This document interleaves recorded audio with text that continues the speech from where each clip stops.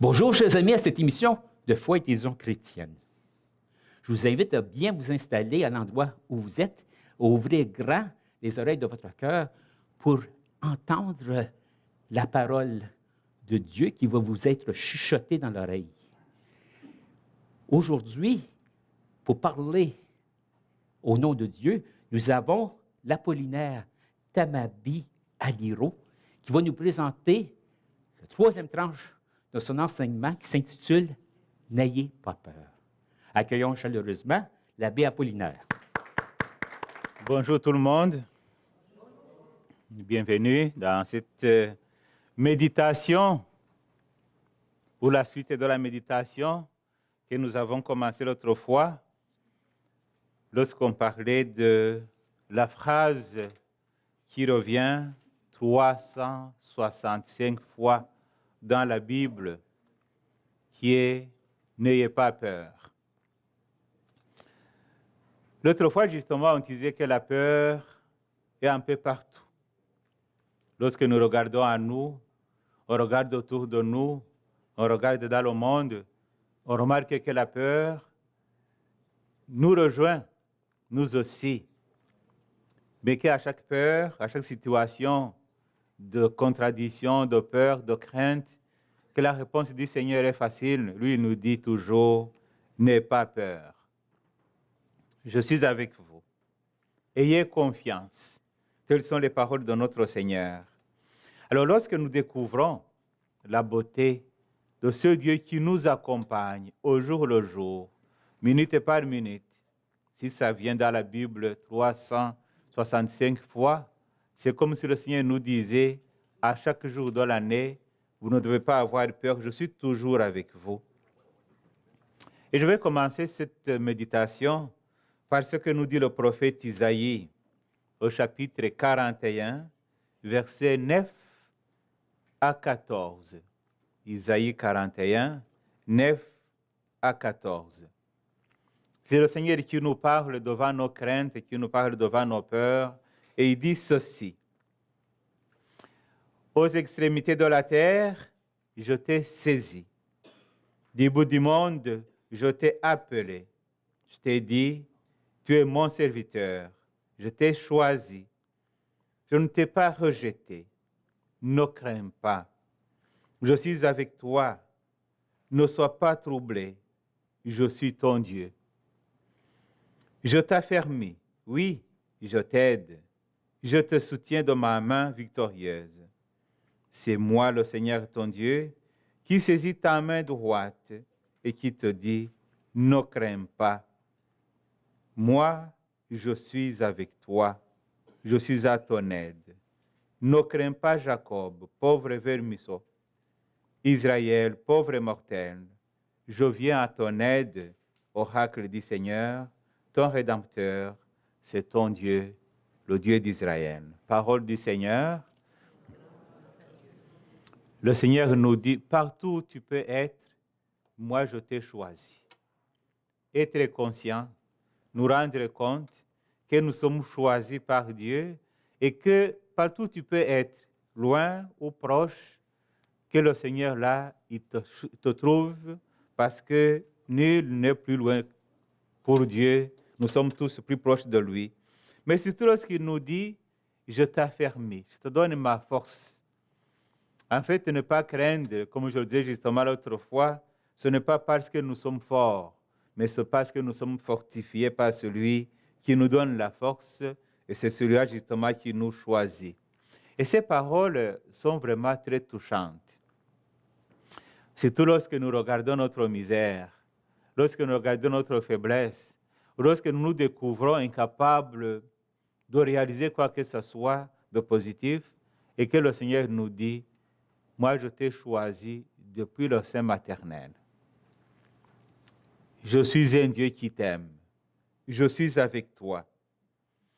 Et puis, même lorsque nous nous doutons de sa présence, il s'arrange pour nous trouver. Alors, cette manière, cette attitude de découvrir la grandeur de Dieu, la puissance de Dieu, l'amour de Dieu, la présence de Dieu dans notre vie, nous invite, ou plus ou moins nous oblige à avoir des attitudes que dans la tradition chrétienne, la tradition biblique, on appelle justement la crainte de Dieu, qui n'est pas une peur d'offrir Dieu, mais une façon de se comporter devant Dieu, de telle sorte qu'on découvre que devant lui, nous pouvons tout réaliser, mais que sans lui, nous ne sommes rien. Et que Jésus, justement, celui qui nous rassure, nous dit, je suis avec vous tous les jours jusqu'à la fin des temps. Ce n'est pas seulement dans les années que nous vivons, mais pour l'éternité aussi, notre Seigneur est avec nous.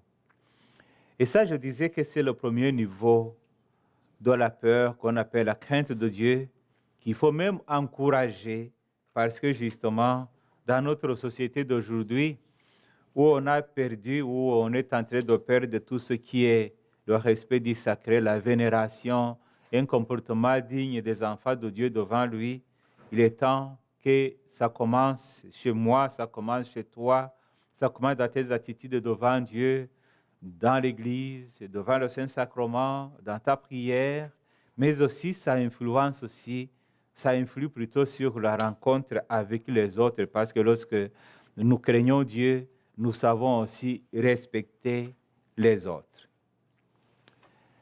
Mais la crainte de Dieu, c'est les biens, c'est les bonnes. C'est une voie justement qui nous fait rencontrer Dieu, où le Seigneur nous rassure qu'il est toujours avec nous. Il existe malheureusement une autre crainte qui va toujours chercher à dominer. Et c'est étrangement cette autre crainte que nous découvrons un peu partout, même autour de nous. Dans l'épître de Saint Paul apôtre à Timothée, deuxième lettre de Saint Paul apôtre à Timothée, chapitre 1er, verset 7, donc 2 Timothée 1, 7, Paul, s'adressant à Timothée, lui dit, « Ce n'est pas un esprit de peur que Dieu vous a donné, mais un esprit de force, d'amour et de pondération. » La peur, ce n'est pas avant tout une manifestation, c'est un esprit. C'est un esprit de peur. Cet esprit de peur qui nous empêche d'aimer, qui nous fait sentir fragiles, qui nous empêche de vivre avec les autres, ne vient pas de Dieu. La peur vient du diable. Et la peur produit beaucoup d'effets néfastes. Et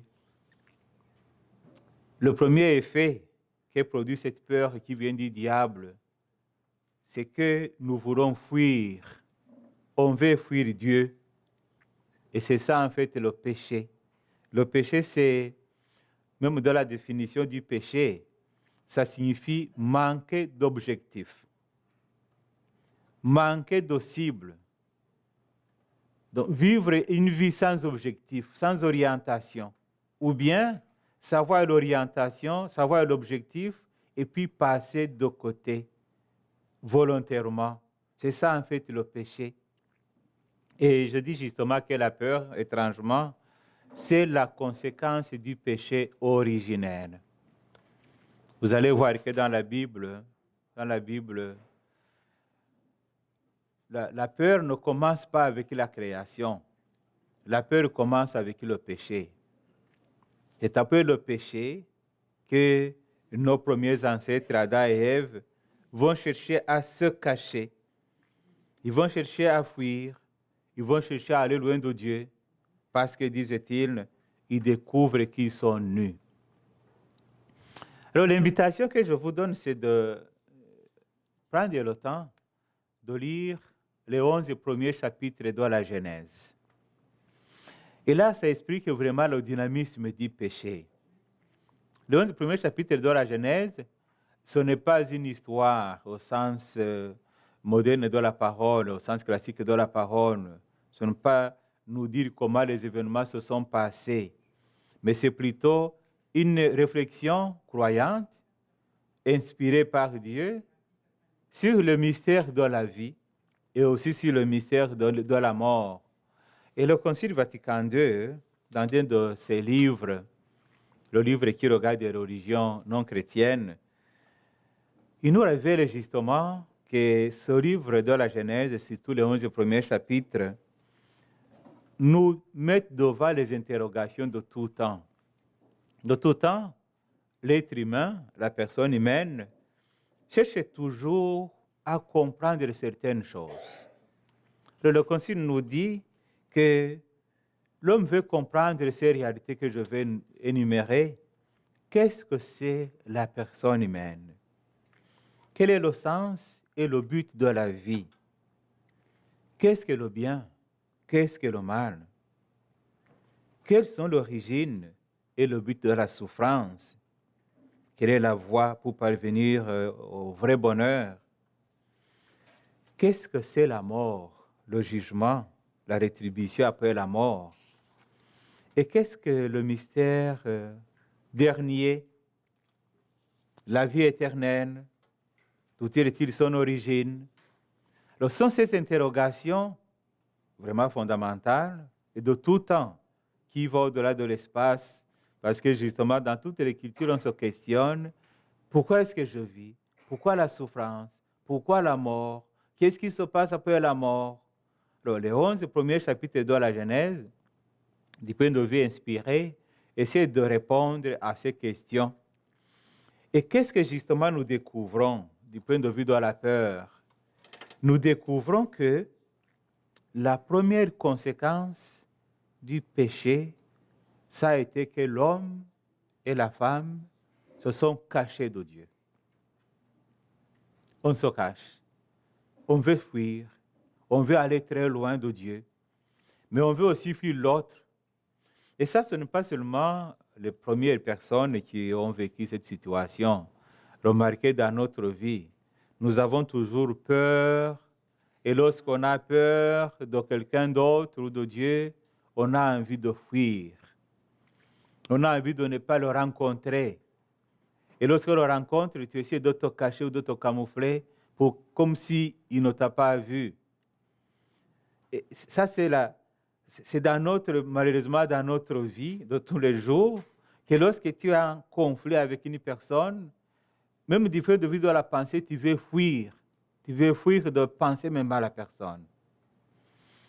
Les premiers parents, ils ont vécu cela. Ils ont voulu fuir de Dieu. Ils ont voulu se cacher contre Dieu. Mais ce qui me frappe, c'est que ce n'est pas seulement nous les humains, que lorsque nous commettons des torts, nous voulons fuir, nous voulons nous cacher. Même les animaux, lorsque tu vas dire à ton petit chien, ne fais pas ceci. Quand tu le fais, il va se cacher. C'est bizarre. Hein? Même les chats, ils se cachent aussi. C'est pour dire que, étrangement, le mal produit comme automatiquement le sentiment de se dire, ils ne font pas qu'ils me voient. Ils ne font pas qu'ils me rencontrent. Et justement, Adam et Ève, qu'est-ce qu'ils ont répondu?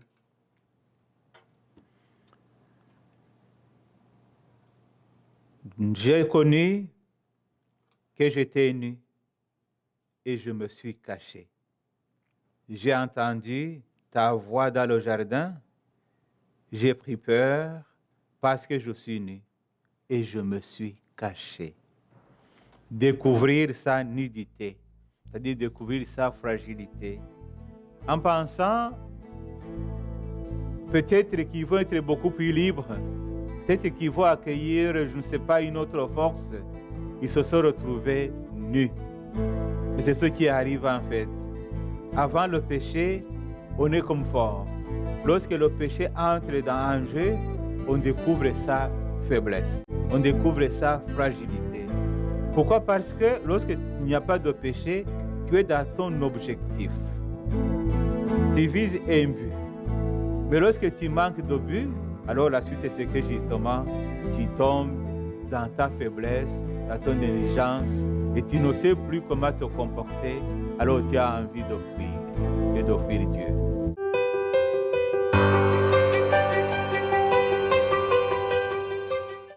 La bénédiction de l'alliance que nous avons reçue, c'est une bénédiction qui nous couvre et qui tout le temps nous empêche de devenir esclave.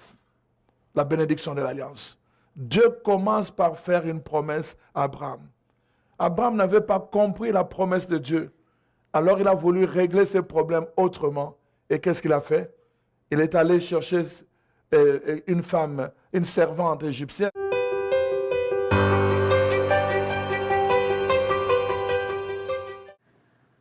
Oui, vouloir se cacher de Dieu.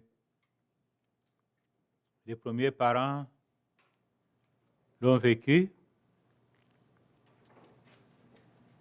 mais ça ne s'arrête pas là. La conséquence de la peur devant Dieu, c'est que nous manquons aussi de confiance en lui. On arrive à manquer la confiance en Dieu. Ça, c'est vraiment étrange parce que ça, c'est la force du diable. Le diable te trompe, tu tombes dans le péché. Et après, il te fait comprendre que Dieu ne t'aime pas. Il y en a qui l'acceptent. Il dit, tu as péché, tu as fait ce que Dieu n'aime pas, c'est le diable. Hein? C'est comme s'il te donne un conseil. Maintenant, tu sais, il ne peut plus te pardonner, c'est fini. Il fait le double jeu, te tromper, puis venir te conseiller pour que tu restes vraiment dans l'erreur. Et la suite, c'est quoi? C'est qu'on perd confiance. On perd confiance en ce Dieu miséricordieux. On peut même arriver à se dire, OK, si j'ai fait des choses graves, Dieu ne pourra jamais me pardonner. Et c'est pour cela justement qu'il y en a qui vont arriver au suicide. Nous avons l'exemple de Judas. Judas, il a trahi le Seigneur, mais il ne s'arrête pas là. Il va même jusqu'à dire, ce que j'ai fait là, Dieu ne peut pas le pardonner. Alors il a fini par se suicider. Ça arrive dans notre monde aujourd'hui aussi, où il y a des personnes qui disent, dans ma vie, j'ai fait des choses terribles, Dieu ne pourra jamais me pardonner. Moi, j'ai connu un cas en 1994 dans mon pays. C'était un véritable criminel qui avait tué beaucoup de monde pendant le génocide. Et puis, il s'est fait qu'un matin, il a passé là où il y avait ce qu'on appelle la tétanos. Et c'est très mortel. Alors, cette bactérie l'a touché, puis il a été conduit dans un hôpital d'urgence. Mais là, les religieuses disaient, mais peut-être tu aurais besoin d'un prêtre. Alors, on m'a appelé, je suis allé. Alors, j'arrive là, on me dit, c'est un prêtre qui vient te voir. Et le monsieur dit, non, moi, je ne veux pas de prêtre. J'ai tué beaucoup de monde, Dieu ne pourra jamais me pardonner. Et il est mort sur cette parole-là. Alors, voyez-vous là où ça peut conduire? Le manque de confiance en Dieu. Penser que j'ai fait des choses terribles, Dieu ne pourra pas me pardonner. Non. Devant Dieu, ce qui regarde, c'est ton cœur. Alors même tout ce que tu as fait est terrible, lui, il peut changer tout cela en une fraction de seconde. Et ça, c'est la force du sacrement du pardon, le sacrement de la réconciliation. Lorsque nous allons vers Dieu, lorsque nous allons nous confesser, on ne va pas pour raconter nos histoires, on y va pour donner à Jésus tout ce qu'il a déjà acheté. Il a acheté nos misères, il a acheté nos souffrances, il a acheté même nos péchés. Et lorsque nous confessons nos péchés, c'est comme s'il dit, donne-moi tout ça, par mon sang versé sur la croix, j'ai tout acheté. L'autre attitude négative que la peur produit à nous devant Dieu, c'est justement le désespoir. Tu manques de confiance en Dieu, mais tu désespères aussi dans ta vie et tu deviens comme quelqu'un qui se sent éloigné de Dieu. Et lorsqu'on désespère, on est découragé. On est comme découragé. C'est comme si tu avais entrepris un projet et qu'à un certain moment, tout tombe dans l'eau. Il te dit, j'ai investi beaucoup d'énergie, beaucoup d'argent, beaucoup de force, donc ça ne peut plus remonter. J'abandonne. Il y en a qui abandonnent, qui préfèrent ne plus continuer la bataille. Le désespoir, ça conduit aussi au suicide. Ça conduit aussi au suicide. Et l'être humain devrait toujours se dire non, avec qui Dieu tout est possible. Et là, vraiment, il faudrait toujours avancer. Le désespoir, manque de confiance, mais surtout se cacher de Dieu, ça conduit quelque part à penser que Dieu est un rival. Il devient notre rival. On dit, ce Dieu, peut-être il ne m'aime pas. Il ne veut pas mon bien. Et ça vient du démon aussi. Le démon qui va dire à Adam et Ève, voyez-vous, si Dieu sait bien que si vous touchez sur cet arbre de vie, vous aurez la connaissance comme lui.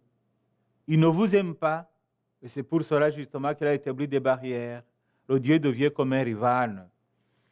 Et vous allez voir justement la suite, c'est que quand quelqu'un est un rival à toi, la tendance c'est de l'éliminer. Éliminer même Dieu dans notre vie. Nous sommes dans une société qui s'arrange pour éliminer Dieu.